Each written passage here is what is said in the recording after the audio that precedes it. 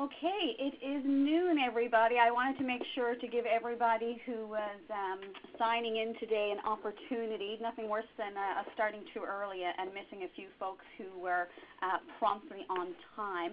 This is Michelle Brannigan. I'm the CEO of Electricity Human Resources Canada. I'd like to say good morning and good afternoon to those of you who are on the Eastern Coast, of course. Thank you, everyone, for joining us today for today's webinar. I'd also like to thank each and every one of you for your participation as a mentor in EHRC's Connected Women Mentorship Program. I'd also like to introduce Jennifer Smith, who has been working with EHRC on this project and will deliver most of today's session. Really, the objective of today's session is to provide you with an overview of the program, your responsibilities as a mentor, and to inform you of the tools we've developed to support you during that mentor-mentee relationship. We've also built in some time for Q&A. We are recording the sessions so that those who could not attend can access a little bit later on. Has everybody had the opportunity to dial in and can see the actual PowerPoint presentation that we have in front of us? Yes. Yes, yes. Perfect. If anyone has any difficulties at any time, please feel free to raise your hand and let us know. We can see anything that you type to us here. And we'll be able to respond and hopefully fix any issues that you may have. We have quite a number of folks on the call today, which is fantastic. Obviously, some people are tied up for meetings or out in the field and couldn't make it. Hence, why we wanted to actually make sure that this recording itself is a resource for folks afterwards. As you know, the electricity industry, it really is a wonderful place to work. However, we do need to build diversity in the workforce. At present, women are still very underrepresented, as you know, in the sector, particularly within the technical and trades occupations. Under 5% in the trades and over 25% overall. And our long-term objective as part of this program is to see a real change in these numbers. So as mentors in the program representing this sector, you are all going to be part of how we change the industry from the inside out. We see the potential for the number of women to be impacted by this initiative to grow substantially as it expands beyond the pilot program. Ideally, those working in the sector will become mentors on a long-term basis, and those who are menteed will themselves become ambassadors, passing on the benefit of their own experiences, and over time we'd like to see them themselves become mentors. So just a little bit about the program itself.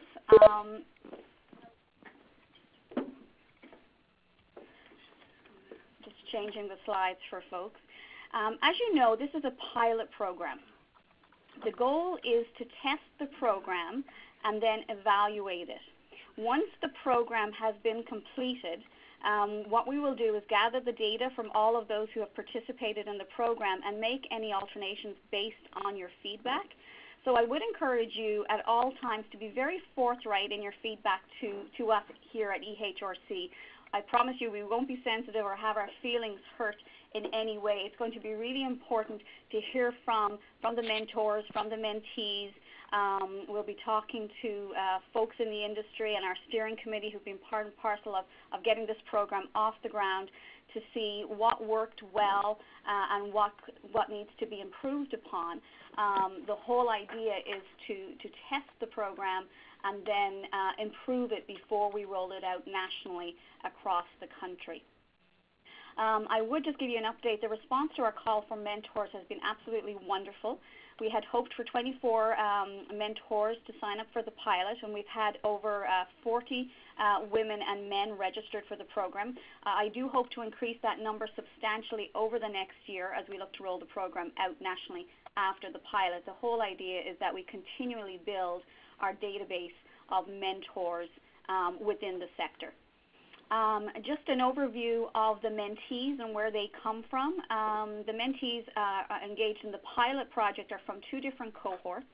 We have 5 women who are already working in the sector, and we have 22 women who are studying or who have finished studying in an electricity-related field this year. The majority of those, of course, are participants in Algonquin College's Women into Electrical Engineering, or WEET, program.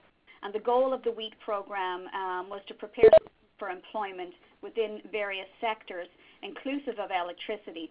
And women that graduated from that program, and those students graduated in May, already held a degree or an advanced diploma in science, technology, engineering, or math. But due to various situations or reasons or barriers, had not necessarily moved into the electricity industry as a first career option. And now this is something that we want them to do, of course. Some of those graduate students have already found employment, not necessarily in all instances where they want to be or where we want them to be, which is namely the electricity industry. So I just wanted to give you that little bit of an overview. I know you're familiar with that, but that's just to give you a little bit of an idea of where the students are coming from.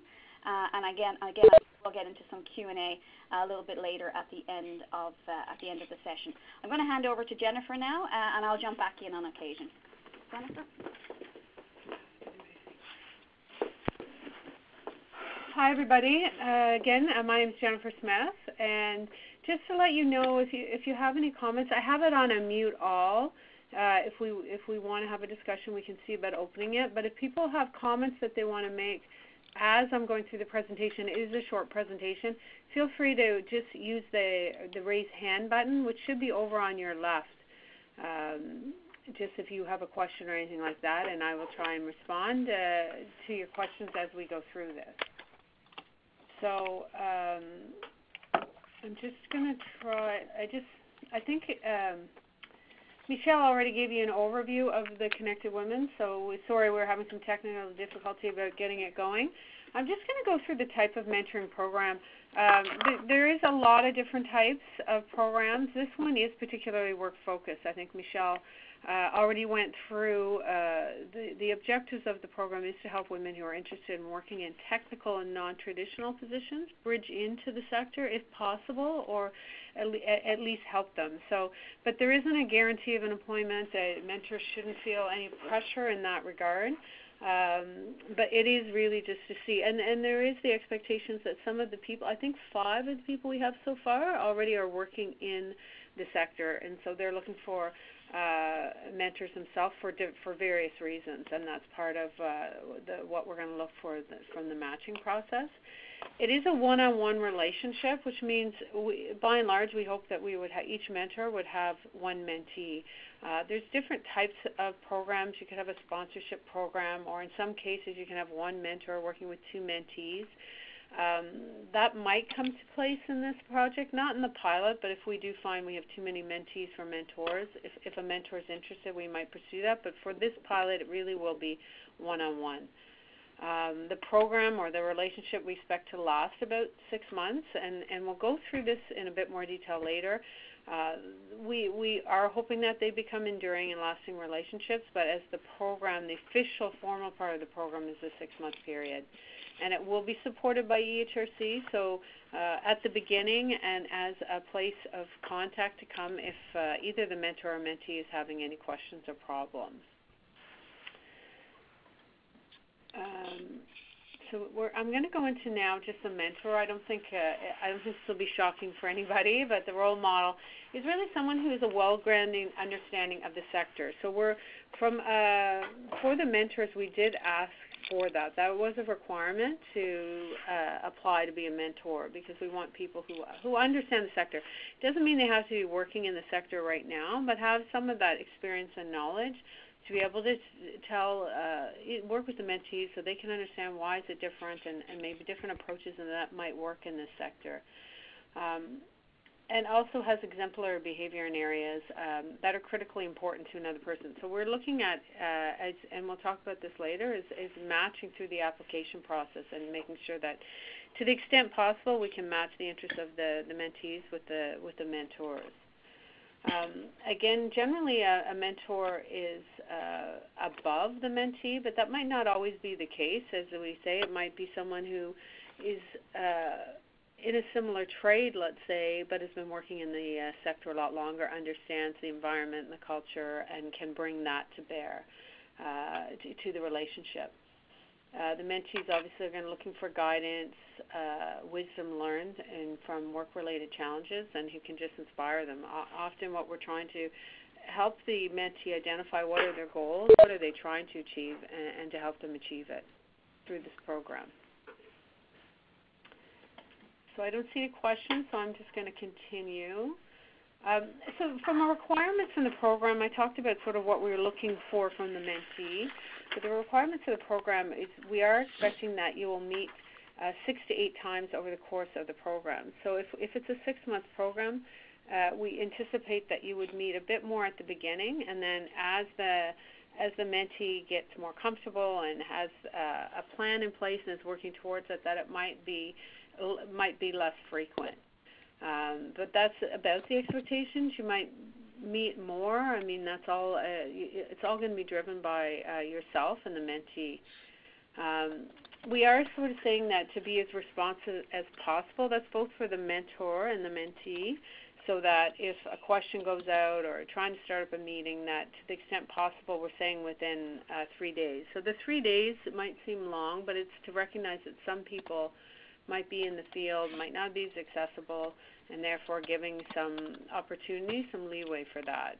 Obviously, we put that as sort of a minimum. If you can get in touch earlier, that would be encouraged. We do want to stress, and we are stressing with both the mentor and the mentee, and it's part of the agreement, the participating in the program, that anything that is said is kept confidential. So you yourself might want to share an experience that you had within the sector or another sector that is fairly personable, and you probably don't want that made more public. Why it would be, I don't think so. But there's also, you're probably going to be giving out, talking about something from your organization experience, and that obviously anything that's discussed would be held confidential. So that is something that we do as part of the agreement. We are trying to emphasize it's not a recruitment program or a job placement program. For the mentee, we really want them to understand that they can't expect by participating in this program that there will be a job offer at the end.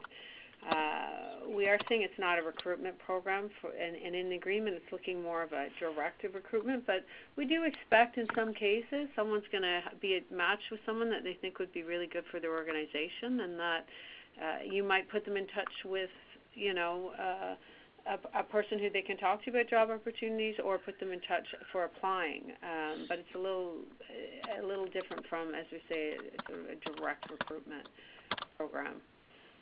We are asking that you participate in the evaluation of this program. As Michelle said, it's a pilot. We want to roll it out. We are hoping to sort of get at this point, probably a midpoint evaluation, and then at the end of the 6 months, shortly thereafter, we're going to want to get in touch with the mentors and mentees and just see how did it go, what more information might you need, do you plan on continuing to stay in contact with these individuals, do you feel it was a success, worthy of even your participation, that sort of thing. So it's really, really to inform is it value added in terms of the program, both from the mentor and mentee, and what improvements could be made if it is to be carried forward. Okay, so I did have a question that came from someone on whether they is done in person or by phone. The problem is this is a national program. To the extent possible, we're going to really try to match people, in the same region. In the same province, it's not going to make any difference if you're in 2 different cities. So we anticipate that most will be conducted by phone. We are encouraging that you use enabling technology like Skype or FaceTime. That gives you a bit more of that one-on-one personal basis. But at this time, we don't anticipate that we're going to have the luxury that everyone will be matched with someone in their city. We are hoping that this is one part of a program that EHRC would like to to build around. So, build regional networks, and build, lunch and learn opportunities and things where people can come together around this. But at this stage right now, it is just the Connected Women Mentor Program. And we do anticipate that much of your discussion will likely be by phone and through enabling voice over IP like Skype, where you can have some visual support to the discussion. So that really is something, like you might work with your mentee, and they might be perfectly happy doing it by phone and not comfortable with the technology. So it's really going to be for the two of you to work out. It's not going to be a requirement that you use Skype or a FaceTime or something like that. It's just something we're encouraging, at least maybe for the first meeting, but not essential. So before I go through the details of the program, what we're looking at in terms of next steps, and I'm going to have Michelle might give a bit more detail about that, but the next step is really to have you register on EHRC's Connected Women's website. The system is, let Michelle. I'll jump in here, folks. So what we will do next is have you register. We will send you out a link which will bring you onto a platform that will be hosted on the EHRC website. You'll be sent an email with the link. It's a fairly straightforward process. It would probably take you maybe 20 minutes to complete. It's a registration form that will ask you to fill out such things as, your employment history, where you've worked in the sector, and in that regard I mean occupation, current employment status, your educational background, and things like such as years and type of technical work experience, for example, details of course on where you're located. We'll also be asking, have you participated in a mentorship program before? We know that's varied amongst this particular group. We'll also ask mentors to indicate what areas they would most be interested in as a mentor. Is that in relation to personal growth, skills development and career growth, helping someone to navigate their current job, for example, or helping a mentee deal with challenges encountered in the workplace. So those are some of the types of questions we'll ask. Being put there and are in place to help us to actually match the mentor and the mentee. We spent considerable time looking at successful mentorship programs both in Canada and the US, and we looked at some that were not successful as well too. And we tried to learn from some of those experiences. Those mentorship programs that relied solely on the computer or the platform to match the mentor and mentee, we found were not as successful as the others. So our particular program will identify the top 3 matches for each mentee, and then EHRC and a subcommittee will actually identify and match the mentor and mentee together. What will happen then is that I will be trying to organize as much as possible, based on people's schedules, a short introductory 10 to 15 minute phone call between each mentor and mentee to introduce you to each other. And then after that, it will be up to yourselves to continue on with the relationship. So those are the next steps. I had hoped today to be able to send you the link for the registration form so you could see it. But of course, technology and building platforms is always fun, so we anticipate that will now be ready next week. We ran into some difficulties on the testing stage. So we will allow, obviously it's coming up to the holidays, so we will allow a few weeks for you to participate and register on that site and fill in that information. And then in the new year, we'll come back and do that matching, and we're still anticipating to have that those relationships set up by mid-January, as we had communicated just a couple of weeks ago. Okay. Any questions in relation to the next step? The conference has been unmuted. I just unmuted it in case anybody wanted to ask a question, pose any questions at this point to the group. No, I think We're all good? Okay. I'm The muting conference has been muted. it. Okay.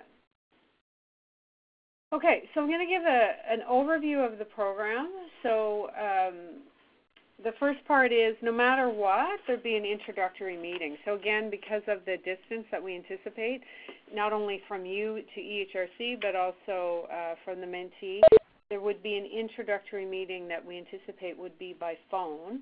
The purpose of the meeting is really to make the connection, to explain where the basis on which you've been matched, where there are some commonalities, things like that, explain a bit about the program, and just answer any questions that the mentor or mentee might have at that point, and just explain who did the expectation of who will set up the first meeting and how it rolls from there. We really do feel that it's the mentor would set up the first meeting, but from there the mentee will drive it. So we want this to be very much mentor supported or enabled and the mentee driven. So putting the ball in their court and for some of the responsibility on this. So phase one, we have it broken into 4 phases. The first phase is really around the first meeting. So it's really sort of setting up the rapport, getting to know each other, establishing a bit of rapport. We anticipate that the first meeting will likely only be an hour because it's really just a touching base of getting to know each other and what your interests are, and getting to understand, what each other's needs are and things like that. At this stage, and we have it a bit more in phase 2, which is sort of the next meeting, you're going to ask as the mentor will ask the mentee to complete a goal form. So the goal form is, we have a lot of tools that we have developed. So once you get onto the website, you'll get access to that. One of the things we have is first meeting preparatory questions. We have a tool developed for the mentor and the mentee. So they're just little questions that we're going to give you that you can sort of run through in your own mind. Things you might want to think about, the things that the mentee might ask, and just helps you become a bit more prepared. So we do have that sort of support tool to give you right before you get started in that. As I say, the next step is really looking at, we have developed a goals form. So this is the mentee is to take this away, to sit down and really think of what is the goals, what do they want to achieve over this 6-month period, with a focus to beyond that, right? That obviously they're going to have an ultimate goal, but they're going to want to map out what can they achieve, what are the goals they want to set for themselves. So the expectation is that the mentee will complete this prior to your next meeting with them. The next meeting is where you're going to, prior to the meeting, the mentee will share the completed form with you, and then once it's set up, it's to really review what those goals are, to help refine them, maybe manage the expectations of what this person wants to accomplish in 6 months. It might be that, or it might be to push them further and faster. It's all going to depend on, a lot of this will depend on the mentee, what their needs are and where they're at. And in some ways, maybe managing expectations a little bit about what can be accomplished.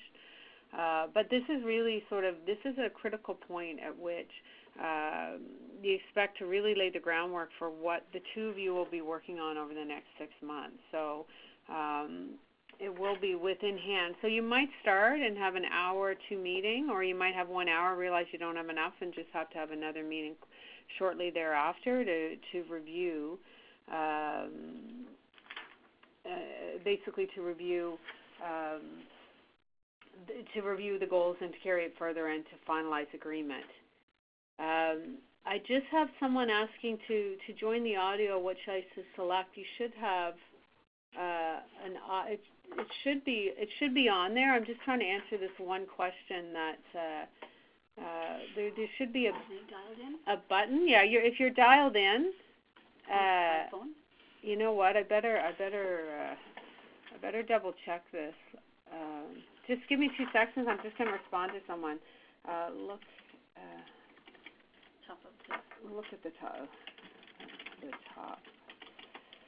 of this discussion. So info on how to dial in, or the email from EHRC yesterday. Oh, you're on. Okay. You're on there. Okay. Anyway, sorry about that. I just had someone asking a question. I was just trying to get them connected. Okay, so once you have the goal form in hand, this is where we probably expect you would have, shortly thereafter, depending on what the goals are they set, you have checkpoints with meetings, progression meetings to basically review, are they on track, to come in and support them at the junctures which are identified in the goal form as being important. So this is really, it's going to be dependent on, as I say, the mentee and what their needs are, and the goals that they set for themselves. The two of you will need to figure out at this point, how often do we need to meet, when do we want to meet, and okay, let's say it's Michelle, if you set this goal, we said it's going to take about a month, why don't we have a checkpoint in 2 weeks to see if you're on track or if you need anything else. And that checkpoint might just be an email message that the mentor sort of does a bring forward for themselves to remind, to flip an email off to the mentee to say that, or it might be, okay, let's set a formal meeting because you're going to want me to review your progress to date and whether you're on the right track, that sort of thing. So this is really where the progression within the relationship should take place. This is where you're going to see probably the most productive, because at this point the mentee should be gaining ground. They should be becoming a lot more confident, inspired, and sort of taking the reins and running with it a little bit more, with you sort of helping, pushing from behind, so to speak, rather than what in the beginning will be a bit more pulling them to bring them along. So this is really just a monitoring, a checkpoint of, okay, you set this goal for yourself, and are you having any problems? What are you encountering in the work environment? Do you need my help in any way? Or for the mentee to feel comfortable to come to you and indicate where they might have challenges. For phase 4 then is really just, we're saying the wind up. This is, approaching 5 months, 5.5 months, where you're going to have a sit down point with the mentee and just to really begin to say, having achieved most of your goals, or you still have some going, the program is about to wind down, right? So you need to, at this point, assess with the mentee. You need to assess with yourself whether this is something you want to continue. So one might be, I really like this person. I think they could still use ongoing connection. I'm going to offer to continue to meet with them once a month, just because they're now going to become part of my network and things like that. You might say, I think I've pushed them as far as they can. I'll agree to answer questions in the future, but for all intents and purposes, we're winding down the formal nature of the relationship.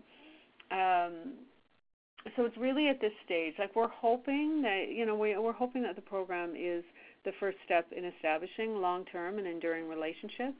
But it's not essential. That's our hope, that they become part of your broader network as you go forward.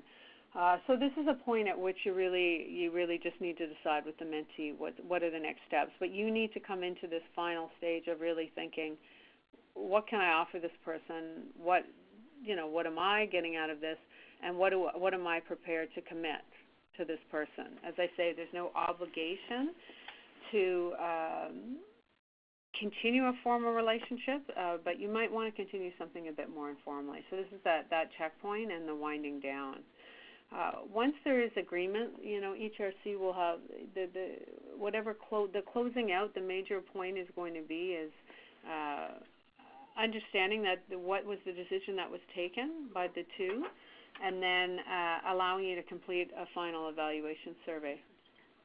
Yeah, so that we can understand really what works. Where could you have used more help?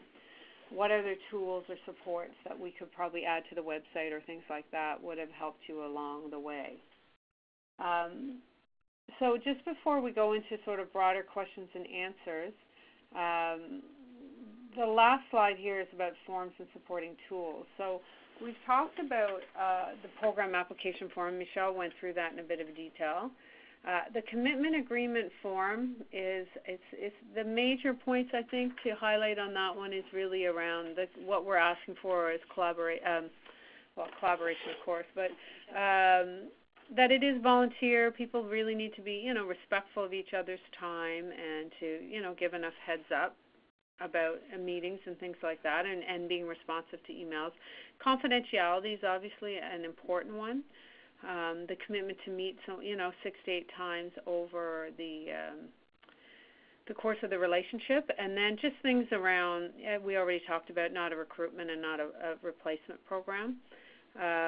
If there are problems, then who you can contact from EHRC to sort of help you. When we understand that not all matches are going to work perfectly, and if it's really not working, maybe the best bet is to say, if both mutually agree, then look to see if another match can be found, so that you both find that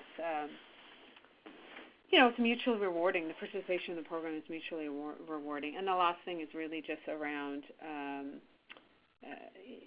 the participating in the actual evaluation during and at the end sort of thing. So it's just a high-level commitment agreement we're going to get both to sign.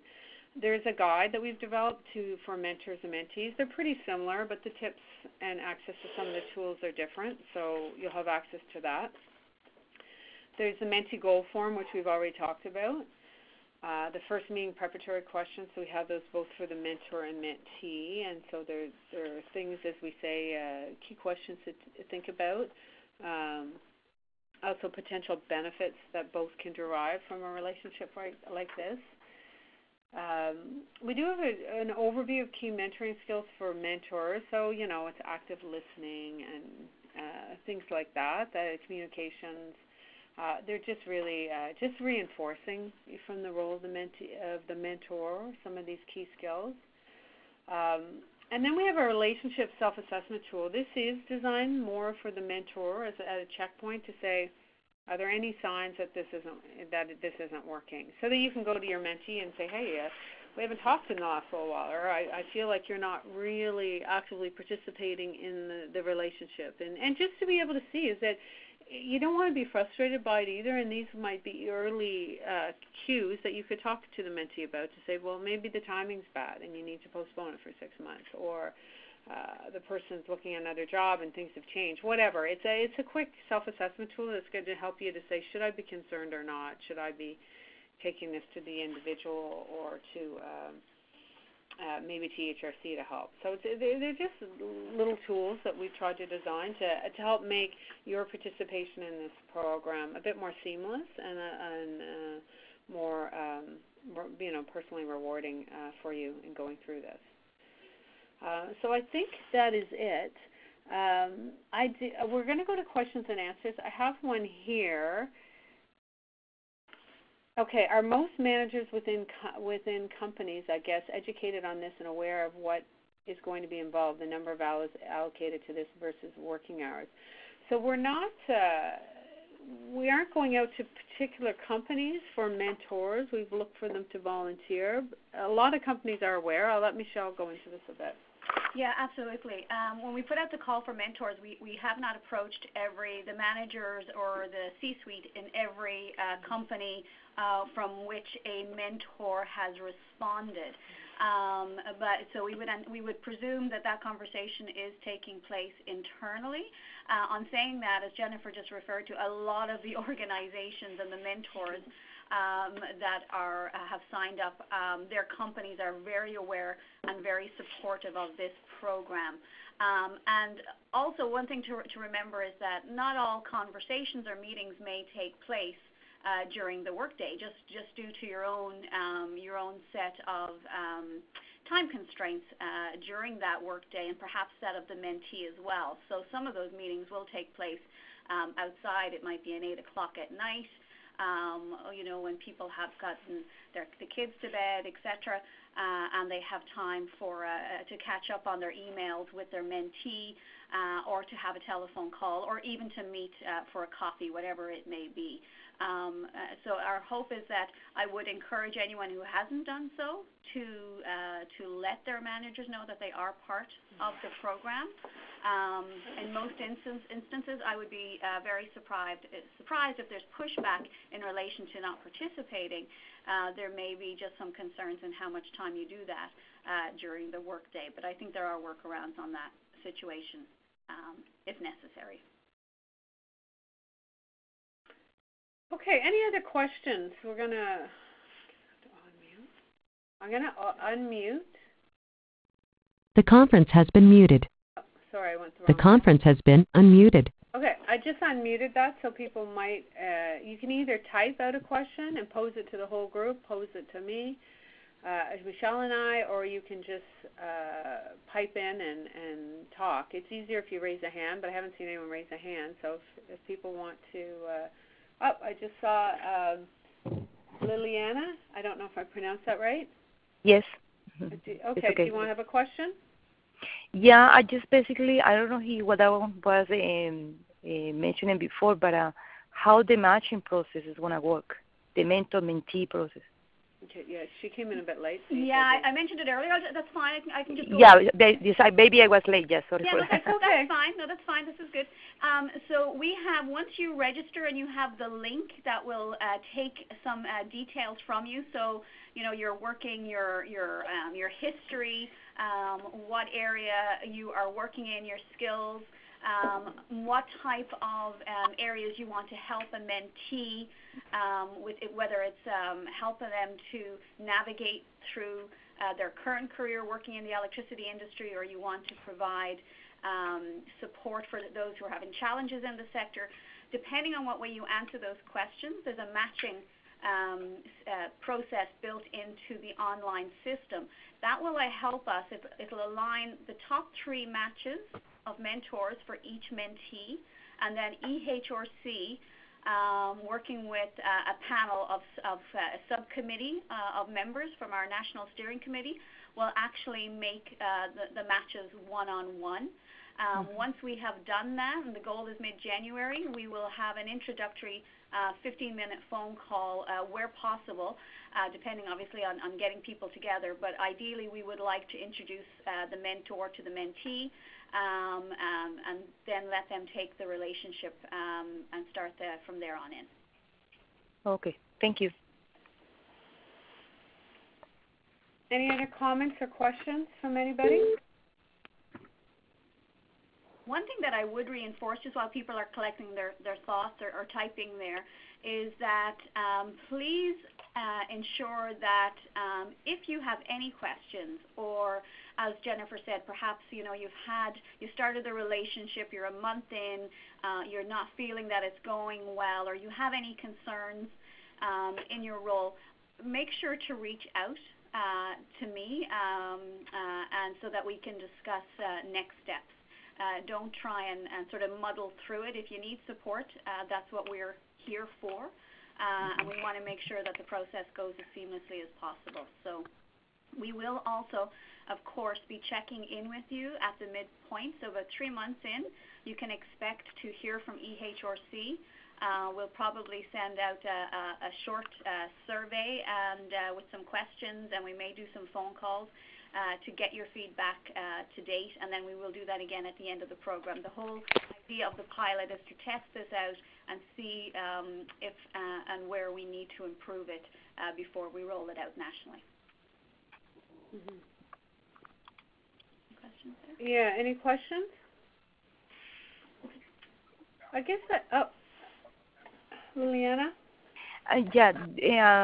Will you consider the locations for both, for the mentor and mentee in the matching process?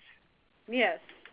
Ideally, if the mentor and the mentee and everything aligns and they are in the same city, that would be fantastic.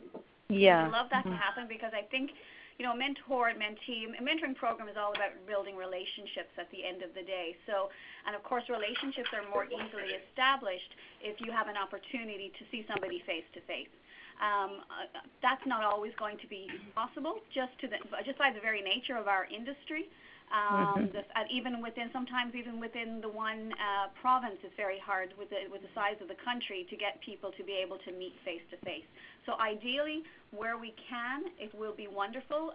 Where we can't, we do encourage people maybe to use Skype if they can, but it may be dependent on telephone conversations, etc.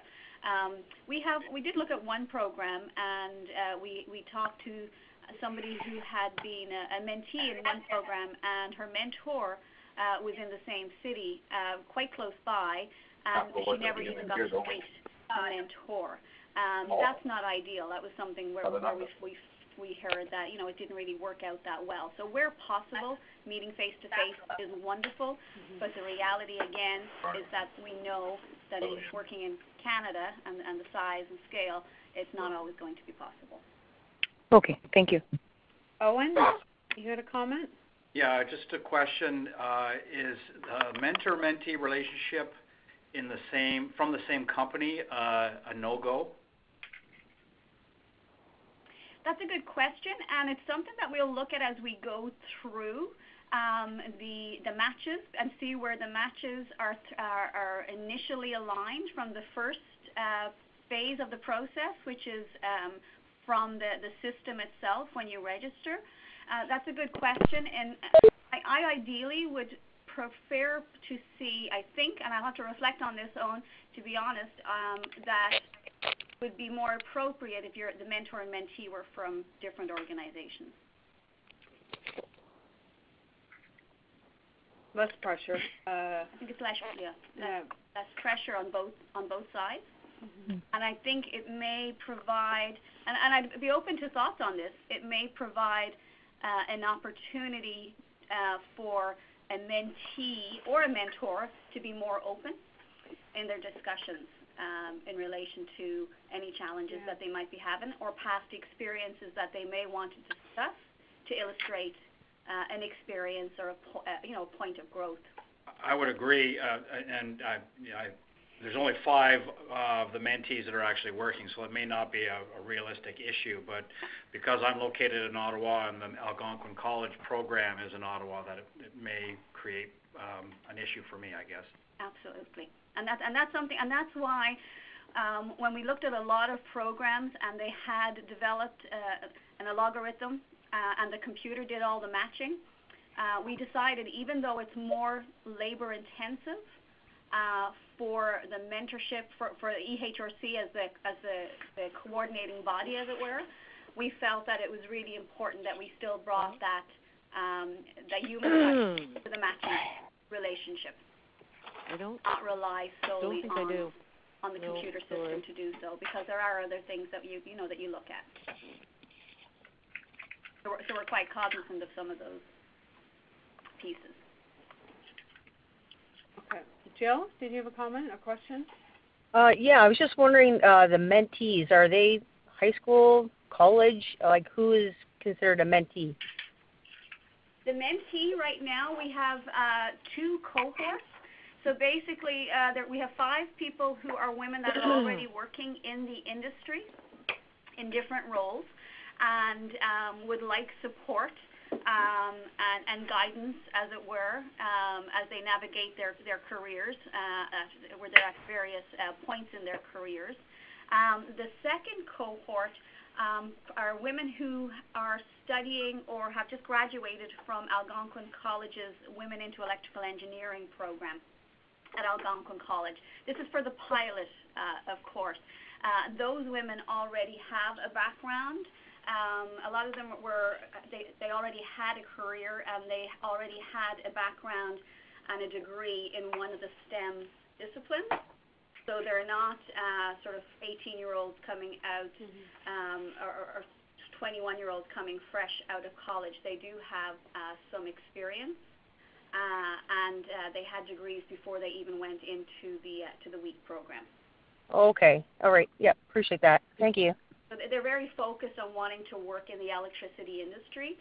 For many of them, they weren't aware of the sector. They have the educational background in some instances that it's required, and of course the program that they did supported that retraining. But for many of the reasons that we see that are barriers for women into this sector, they didn't go into the sector, whether it was lack of awareness of career opportunities, perception that it's primarily, it's not a place for women to work, those types of things. They didn't go into the sector as their first career, so these women are very focused now on trying to change that. Yep, that answered it. Thanks. Great. Okay. We're getting close to the end. One of the things I guess I wanted to emphasize, and I think I have raised it, is understanding that the relationship will be driven by the mentee and what are their needs at the time. As we say, we're going to try and match as much as possible, but as you would suspect, someone who's already working, in the sector are going to probably have more work environment. How do I move from here to here? Or here's a challenge I'm confronting at work. How do I deal with it? Whereas someone coming from the college that is trying to discover more about the sector and what it offers and how they might get in is going to have a lot different goals set for each other. But what we did see through some of the research that EHRC has done is that, and in particular some other organizations in constructions and other areas, that very much higher success rate with women in trades and in the non-traditional when they have a mentor, when they have somebody there that they can help them deal with some of the issues that they're going to confront in a male-dominated work environment to some extent. It's very there's some high success rate in some organizations that are targeting it through this and other supports, or have seen a real upshift in the percentage of women working in the sectors where they're as low as the energy sector, not EHRC, where it sits around 4 or 5%, which is much lower than is ideal for the sector, because they're not tapping into the broader resources. So what we are hoping that part of this is going to help make the transition, support women transitioning into the sector. So there's a longer-term goal to be tracked in relation to that. So, and just one example that I think stood out for me was when I've talked to some folks who were looking to transition into the industry and had the educational background required and went to interviews, very confident in their technical abilities. And we're very surprised to have an interview that was competency-based, that was talking to them and asking them to provide examples of how they were a team player, how they have communicated or how they have reacted in various situations. And of course, more and more, if not most companies, are doing this type of interviewing and really putting a strong emphasis on soft skills, or I prefer non-technical skills, and that was a real shock for some of the folks that I've spoken to in the last year or two in relation to being prepared for an interview. So that's just to give you an idea of one type of thing that could come up in a conversation when you're talking to somebody on how they need to better prepare themselves as they look to enter the sector.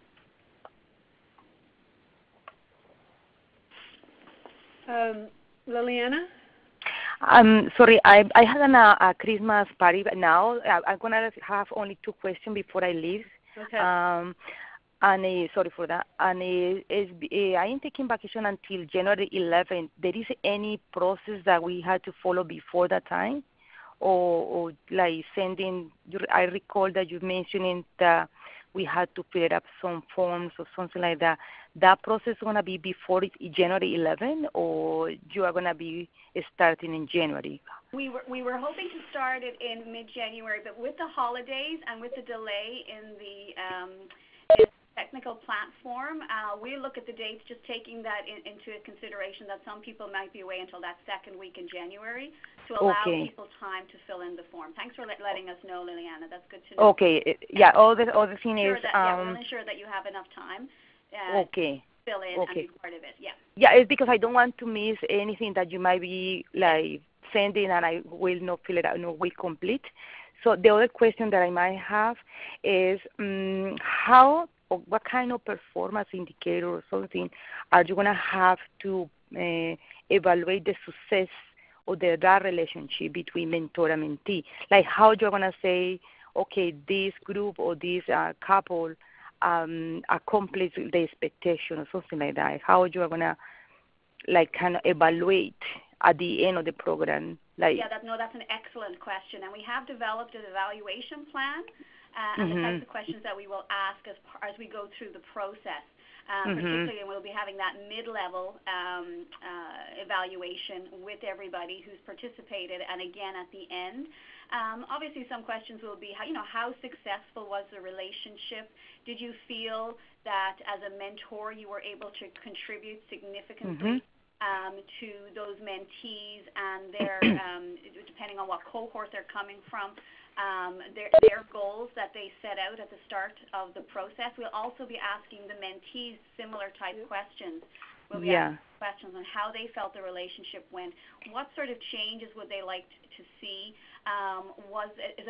did they like the formalized structure, did they have enough time to engage with the mentor, for example, was there enough meetings held. Again, we've seen situations in our research where people were set up in formal programs, and a mentee did not respond for 2-3 months, and on the mentee side, we've seen similar situations where they weren't adhering to what they had out as their goals. So we have a system in place that will help us to identify what those performance indicators are of a successful program. And the other thing is the mentee will be set up, like provide any, how can I say, an expectations, like because once you know the expectations, what is they are looking for, what they expect at the end of the program, will be clear for the mentee, like trying to convey what they wanted, yeah? So yes, somehow, yeah? They have a goal form that they have to complete and share with the mentor. Beautiful. Yeah. Okay. This is the last question. I leave it now, and I'm happy holidays for everyone, and I appreciate your time. Thank you very much. Thank you. And just so you know, from a resource perspective, when you go onto the dashboard and you get the registration link, and we're 70% of the way there now, there's a resources tab. And again, we'll give you information on this as it goes out, but that will hold the resources for both mentors and mentees, so you'll be able to see what the mentee completes as well, too. Okay, good. Yeah. Thank you so much. I appreciate it. You're very welcome. I'm sorry for being late. Sorry for that. Thank you. Bye-bye. Take care. Okay, so I think we've come to an end, unless anybody has any question they want to pop out there. Michelle and I'd like to thank you for agreeing to participate in this, volunteering your time. As we said, we're hoping, as we've seen in some programs in different regions in Canada with different sectors, that this will go a long way to help support women in moving into these types of positions within the electricity sector. And obviously the benefits more broadly for the sector. This is something that's a longer term. We're not going to accomplish it by the pilot, but hopefully the pilot goes well, and we'd look to expand the program and the actual service offerings that are linked to the program as we move forward. That's the vision. It's sort of a stepwise process to get there. So thank you for your time. Thank you, everybody. Really appreciate it. And we're cognizant of the holiday time, as Liliana had just mentioned there, and we'll make sure that everyone has time to participate fully and complete the forms, and then I will be in touch with you in the new year. Thank you very much. Thank you. Thanks, everybody. Happy holidays.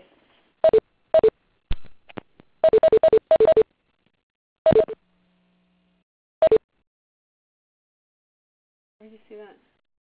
There was 10. Thank you. Please stand by.